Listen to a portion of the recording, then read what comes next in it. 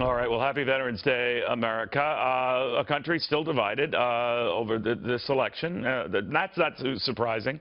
What is how violent some of them are getting. Again, the exception more than the rule, but a good many people not taking the notion of a President Donald Trump very favorably.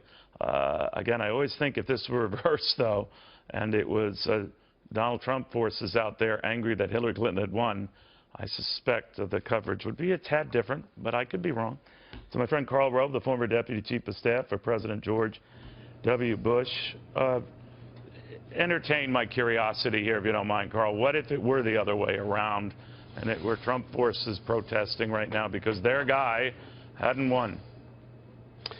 Well, we got a suggestion of what that might be like in 2000 when, after George W. Bush was confirmed as President of the United States, we had the Democratic leader of the House of Representatives go on Meet the Press on December 17th, 2000, and when twice asked by Tim Russert if George Bush was legitimately elected President of the United States, Dick Gephardt of Missouri, a good man, twice refused to answer the question. We had a lot of Democrats protesting.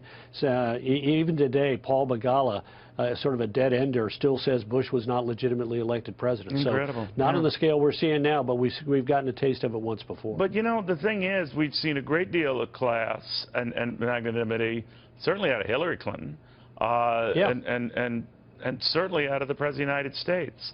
Yeah. Should they, or, you know, these are isolated incidents in isolated cities. Is it incumbent on them to say something again, on anyone in leadership to say anything again, or just to ride it out? I think one law enforcement official said you ride it out. Yeah, look, the local law enforcement will ride it out. And look, there are elements that taking, you know, sort of college students here in Austin that we had marching down Congress Avenue. The police chief said there were they were just getting it out of their system, but there were bad agitators around trying to stir up violence and trying to stir up destruction of property. Clearly happening in Portland, which is near several sort of communes of really radical, violent anarchists.